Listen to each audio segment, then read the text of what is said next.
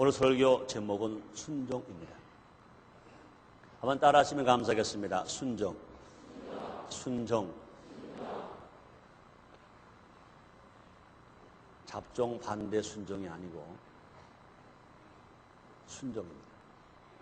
오래전에 두 효자가 있었습니다. 도시에도 효자가 있었고 농촌에도 효자가 있었습니다. 이 도시에 사는 효자가 시골에 이름난 효자가 있다는 소문을 듣고 찾아갔습니다.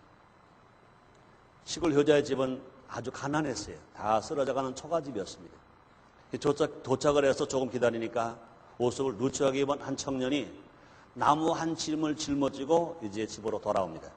그러자 부엌에서 일하던 노모가 나이 많으신 어머니가 불이 났게 뛰어나가서 아들의 나무짐을 받쳐 내려놓는데 도와주십니다.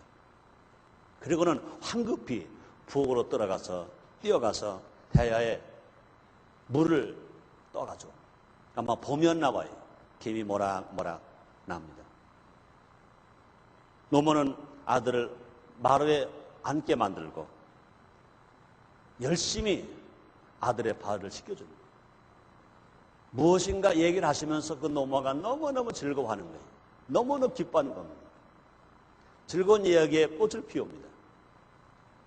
그 모습을 본 도시 효자가 저러면 안 되는데 그러고 잠시 후에 그 시골 효자에게 충고할 마음이 생겼습니다. 여보시오, 어떻게 기력도 없으신 어머니께 발을 씻기게 하시오. 효자라는 소문을 들었는데 이건 잘못된 것입니다 하고 말했어요. 그러자 시골 효자가 말합니다. 저는요 효자가 무엇인지 몰라요. 효자가 무엇인지 몰라요. 다만 우리 어머님이 하시고자 하시는 일이면 무엇이든 일든지 다 하게 해드려요. 우리 어머니가 기쁘신 일이란 뭐든지 하게 해드려요. 우리 어머니는요 내 발을 씻겨주실 때 제일 즐거우시대요. 제일 기쁘시대요. 내가 송구스럽지만 그래서 가만히 있는 거예요. 이 말들은 도시효자가 마음속에 깨달음을 가졌어요. 아, 내가 효자라고 말을 하지만 진실된 효행을 내가 하고 있지 않구나. 내가 효를 잘못하고 있구나. 이렇게 생각이 들었습니다.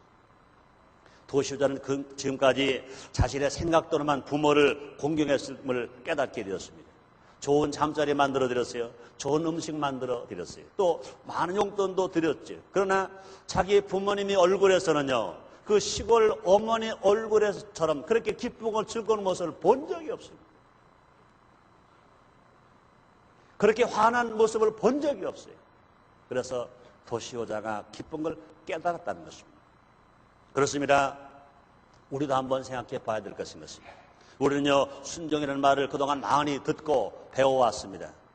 한글 성경에 매너리어 순종이라는 말이 자그마치 94번이나 기록되었습니다. 그런데 우리는 진짜 순종이 무엇인지 그리고 어떻게 해야 하는 것인지 모를 때가 많이 있습니다. 그리고 어쩌다가 순종은 하지만 그것이 형식적일 때가 얼마나 많은지 모릅니다.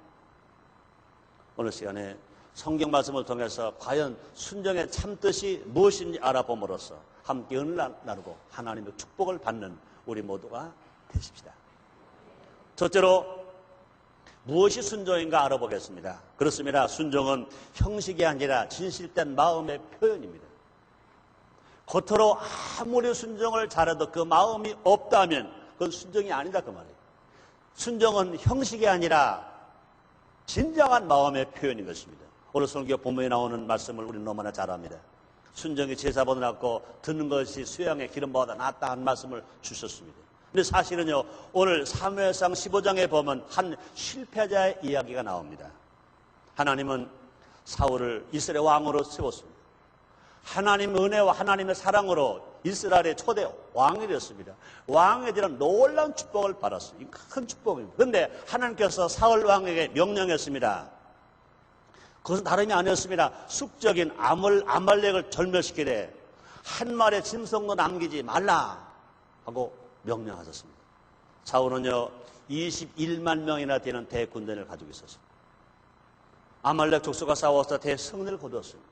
하나님이 도와주셔서 대승리를 거두었습니다. 그리고 많은 양과 소를 노획했습니다. 그러자 사울은요, 처음에는 하나님 명령을 문자 그대로 순종할 생각이었으나 막상 제사장의 손아귀에 들어오자마자 하나님 명령에 대해서 자기에게 편리한 방법으로, 자기의 유익한 방향으로 해석을 하기를 시작했던 것입니다. 그래서 쓸만한 짐승은 모두 골라놓고 별로 값이 나가지 않은 못난 짐승만 다 형식적으로 없애버리고 말았습니다.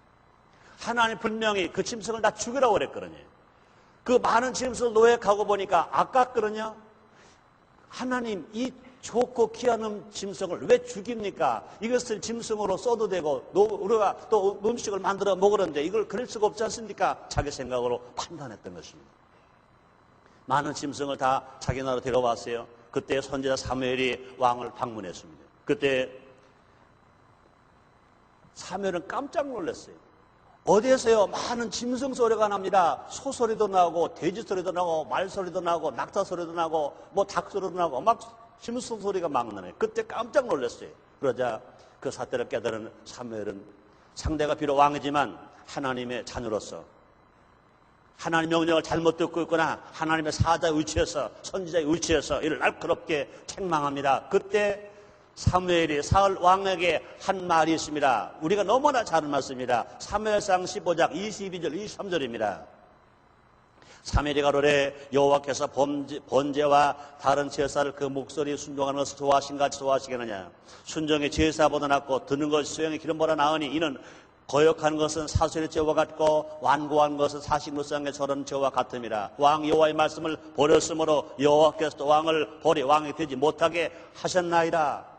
사울 왕이 하나님의 은혜로 왕이 됐거든요. 그런데 하나님의 말씀에 순종하지 않았어요. 자기 방법대로 생각했습니다. 그럴 때 사무엘이 말합니다. 왕이 하나님의 말씀을 버렸으므로 하나님도 왕을 버렸습니다. 이렇게 말했습니다. 여기서 우리는 귀한 것을 깨달아야 됩니다. 형식이냐 진실이냐, 순종이냐 배신이냐, 결국 신앙의 문제는 여기에 달려있는 것입니다. 형식이 아니라 진실입니다. 배신이 아니라 순종인 것입니다. 내 방법과 다르고 내 상식과 다르더라도 하나님의 말씀이면 무조건 순종하는 것, 이것이 순종인 것입니다. 순종은 형식이 아닙니다. 진실된 마음인 것입니다. 순종은 사랑한 마음에서 자연스럽게 생겨나는 것인 것입니다. 갈라디아서 5장 6절에서 바울은 말합니다. 그리스도 예수 안에서는 할례나 모헬라가 효력이 없으되 사랑으로서 역사는 믿음뿐이니라. 그렇습니다. 하나님께서는요, 구세주로 예수 이 땅에 보내셨습니다. 첫 아담이 범죄함으로 말미암아 타락한 인생들을 구원해 주기 위하여 이 땅에 예수 그리스도를 구세주로 보내주셨습니다. 그러므로 말미암아 우리에게 참된 순종을 회복하게 했었어요. 첫 아담은 하나님 말씀에 불순종함으로 말미암아 자기도 망했고 인류를 다 망하게 만들었습니다. 그러나 마지막 아담들의 예수님께서는 하나님 말씀에 순종하심으로 말미암아 당신이 순종하신 것뿐만 아니라 온 인류를 구원의 길로 가게 하셨고 우리에게 순종을 몰랐던 인생들에게 다시 순종할 수 있도록 순종을 회복시켜 주신 것입니다. 하나님께서는 순종을 명령하시기보다는 우리를 사랑으로 감싸주시고 용서해 주심으로 우리가 스스로 자발적인 순종에 이르도록 하시는 것입니다. 그러므로 순종은요, 강압이 아닙니다. 순종은요, 자연히 자기 마음속에 우러나뭘 하는 것입니다. 사랑하기 때문에 하는 것입니다. 그럼 맹종이 아닙니다. 복종이 아닙니다. 순종은요, 자기의 마음속에 우러난 마음, 그 사랑의 마음을 갖고 있을 때 우리가 얼마든지 할 수가 있는 것입니다. 두 번째, 왜 우리가 순종해야 하는지 알아봐야 되겠습니다. 신학 앤드루 모레이는 이런 말을 합니다. 우리는 주를 믿는 동시에 모두 순종의 학교에 입학한다 그랬습니다. 예수를 믿고 구원받는 순간 순종의 학교에 입학한 것이다 그랬습니다. 순종의 학교에 입학한 것. 그러므로 교회 와서 배우는 게 뭐냐? 예수를 믿고 구원받는 성도가 교회 와서 배우는 게 뭐냐? 순종을 배우는 거예요. 교회가 가르치는 것이 뭐냐? 순종인 것입니다. 순종을 가리키고 순종을 배우는 것. 그러므로 예수를 믿고 구원받는 순간 우리는 순종의 학교에 입학한 것입니다. 한번 따라 하시겠습니다. 나는 순종의 학교에 입학한 모범 학생이다. 그러게 되기를 원하시면 아멘 하겠습니다. 믿으시면 아멘 하겠습니다. 그렇습니다. 이것이 우리가 꼭 기억해야 할 것인 것입니다. 이와 같이 순종은 신앙생활에 있어서 아주 제일 필수적인 것입니다. 순종은 마음이 하나님과 올바른 관계를 맺고 있는 것을 보여주는 지표인 것입니다.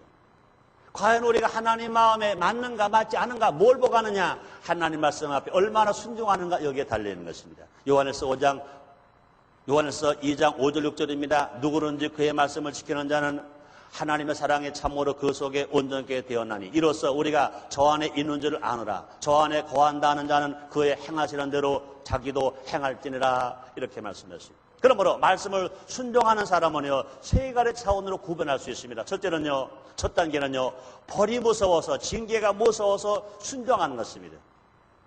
순종하지 않으면 책직을 받기 때문에, 순종하지 않으면 벌을 받기 때문에, 순종하지 않으면 심판을 받기 때문에 순종하는 것 있습니다. 또 두 번째 단계는요, 나에게 유익하기 때문에, 순종하면 내가 유익하기 때문에, 순종하면 내가 복받기 때문에 순종하는 순종이 있습니다. 그러나 세 번째 단계는 훨씬 높은 차원이 있습니다. 그것은 뭐냐? 내가 주님을 사랑하기 때문에 순종하는 것입니다.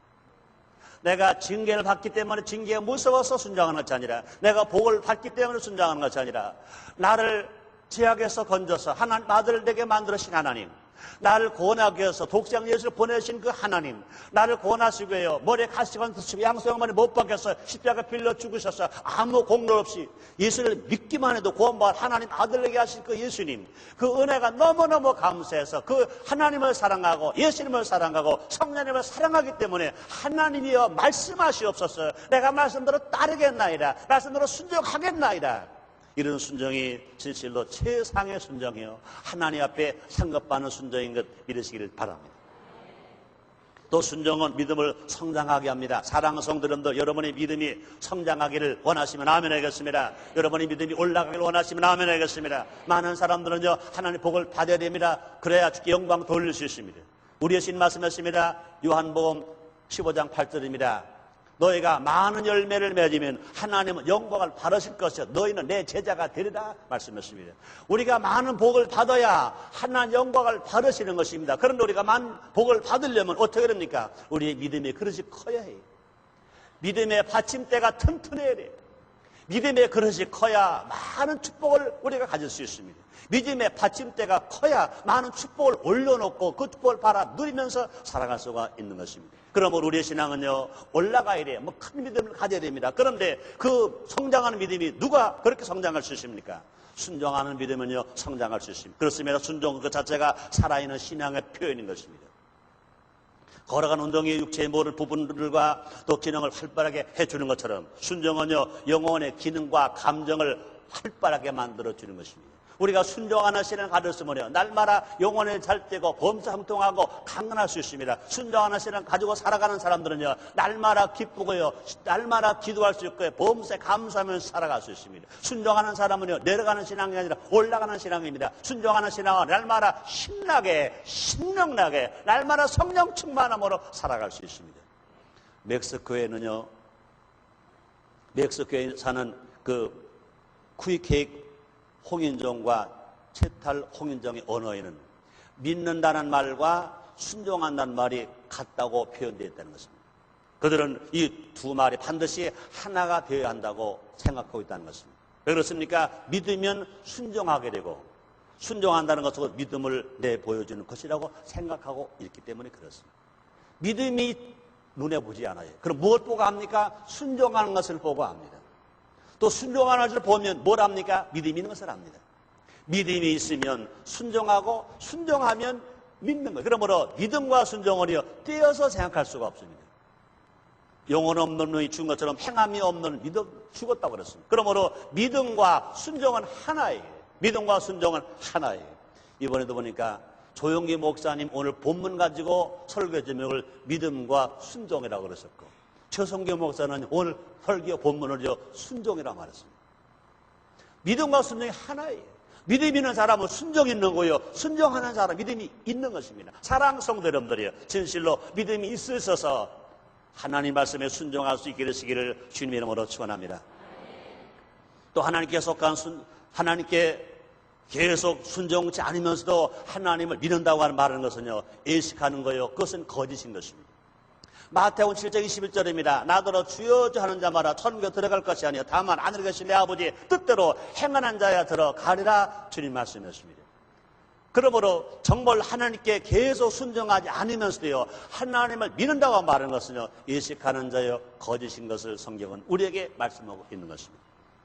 그뿐이 아니라 사랑은 오직 순종으로만 확인될 수 있는 것입니다. 과연 그 사람이 얼마만큼 사랑하고 있느냐, 순종하는 척도를 따라서 알 수가 있는 것입니다. 전혀 알지 못하는 사람에게는 결코 하고 싶지 않은 것이 있을지라도 사랑하는 사람에게는 기꺼이 주고자 하는 그런 마음을 갖게 되는 것입니다.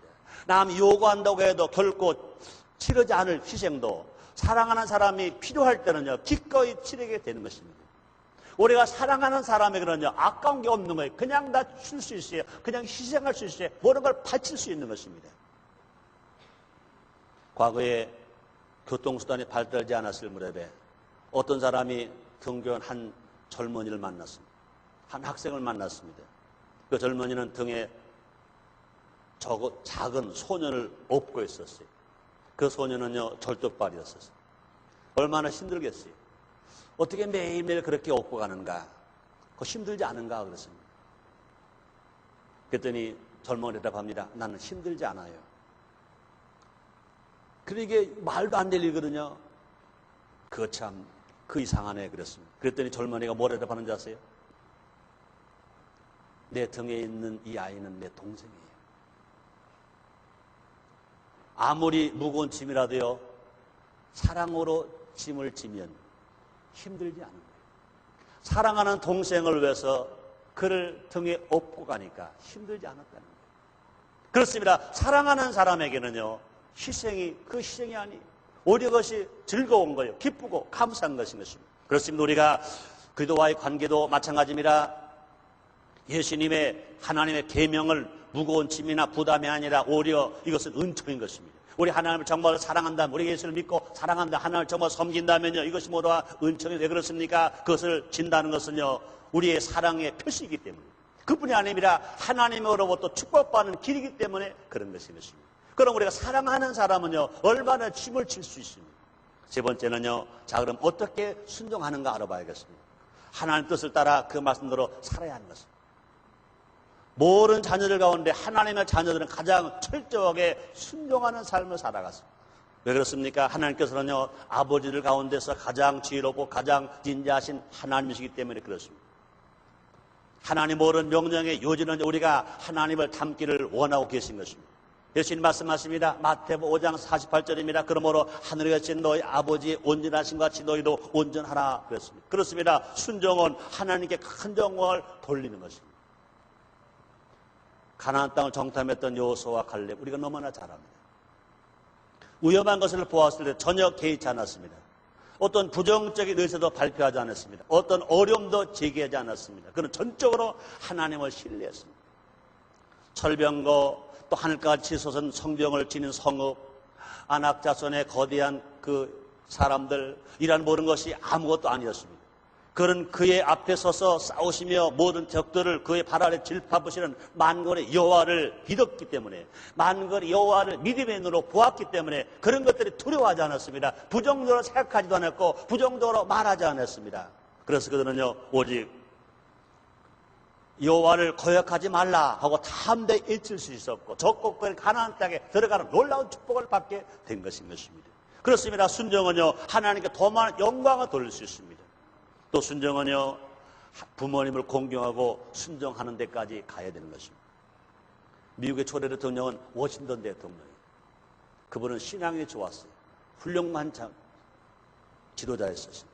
근데 워싱턴 대통령이 그의 어머니를 위해서 생일 잔치를 베풀었습니다. 거기 참석한 많은 사람들이 있었는데 본란서의 외교관이 물었습니다. 어떻게 저렇게 훌륭한 아들 두셨습니까? 하고 물었어요. 대통령 어머니가 대답합니다. 나는 그에게 하나님께 순종해야 한다는 것만 가르쳤답니다. 워싱턴 대통령 어머니는 그 어린 워싱턴에게 항상 가르치기를 하나님께 순종해야 한다, 하나님께 순종해야 한다, 하나님께 순종해야 한다, 이것만 가르쳤다는 거예요. 그랬더니 훌륭한 지도자가 되었다는 거예요. 난 이 말을 생각하면 우리 어머니 생각이 나요. 우리 어머니는 성경을 많이 읽으신 분도 아니에요. 기도를 많이 하시고 마음은 있지만 표현력이 없는 분이에요. 당신의 마음을 밖으로 표현하지 못하신 분인데, 그러나 기억하는 것이에요. 항상 우리 어머니가 저에게 하시는 말씀이 있어요. 조용기 목사님에게 잘해야 돼. 최자실 목사님에게 잘해야 돼. 우리 어머니 항상 그런 말씀하셨어요. 난 그 모습을 지금도 기억합니다. 우리 어머니가 알고 있는 조용기 목사님, 우리 어머니가 알고 있는 최자실 목사님은 우리의 신앙의 어머니와 신앙의 아버지요. 그분들 인하여 우리의 신앙이 얼마나 성장한 것을 우리 어머니가 잘 아시거든요. 항상 저에게는요, 기가 따올 만큼 그렇게 말씀하셨어요. 조용기 목사님에게 잘해야 돼. 최자실 목사님에게 잘해야 돼. 그것이 어떻게 보면요, 내가 이만큼 목회자가 되는, 이만한 교회를 성장시키는데 하나님으로 복받은 이유 중 하나가 아니겠는 거예요. 그렇습니다. 하나님에 순종한다는 얘기는 하나님의 종들에게 순종한다는 거예요.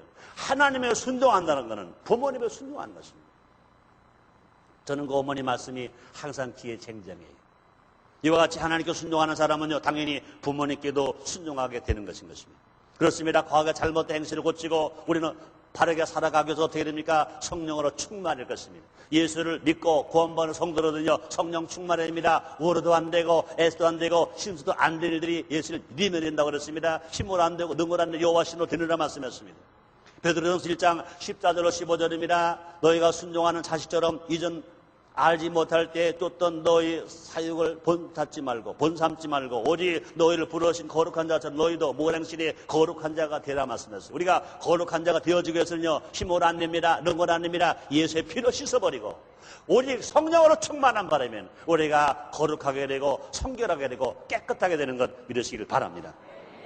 그렇습니다. 이스라엘 백성들은요, 하나님께 끊임없이 불순종함으로 인해서 결국 심판을 받고 나를 잃어버리는 고난을 겪게 되었습니다.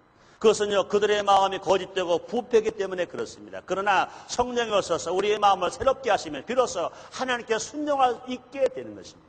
우리가 예수 믿고 성령 충만한 사람은요, 하나님 앞에 얼마나 순종할 수 있고요, 부모님에게로 순종할 수 있고요, 지도자에게로 순종할 수 있고요, 또 모두가 다 바르게 살아갈 수가 있게 되는 것입니다. 예레미야서 31장 33절입니다. 나 여호와가 말하노라. 그러나 그날 후에 내가 이스라엘 집에 세울 언약은 이러하니 곧 내가 나의 법을 그들의 속에 두며 그 마음에 기록하여 나는 그들의 하나님 되고 그들은 내 백성이 될 것이라. 이렇게 말씀하십니다. 이것을 이루기 위해서 예수님께서 앞서서 하나님께 온전히 순종하는 삶을 사셨습니다. 바울이 말합니다. 로마서 5장 19절입니다. 한 사람의 순종치 아니함으로 많은 사람이 죄 있는 것 같이 한 사람의 순종하심으로 많은 사람이 의인이 되리라 말씀했어요. 그렇습니다. 예수님의 순종은요, 그를 따르는 모든 사람들로 하여금 불순종의 사슬을 끊어버리고 하나님 나라에 순종하는 하나님의 아들로 만들어 주셨어요. 마지막 네 번째로요, 자, 그러면 순종하는 자가 받는 복이 있어요. 사랑하는 성도님들이 하나님으로부터 복 받기를 원하시면 아멘 하겠습니다. 자, 분명히 우리 알 것은요, 순종은 그 자체가 벌써 복인 것입니다. 구약 성경은요, 순종이 축복이라는 사실을 잘 보여주고 있습니다. 왜 그렇습니까? 순종은 여호와 하나님과 그의 백성 사이의 계약의 토대이기 때문에 그렇습니다. 순종하는 것은 백성들의 의무요, 순종하는 자에게 복을 주시는 것은 하나님의 약속입니다. 성도가 순종하는 것은 의무요, 성도가 순종할 때 복 주시는 것은 하나님의 약속입니다. 하나님의 약속은요, 하늘이 무너지고 땅이 꺼져도 1점이라도 변치 않는 것 믿으시면 아멘 하겠습니다. 출애굽기 19장 4절로 9절입니다.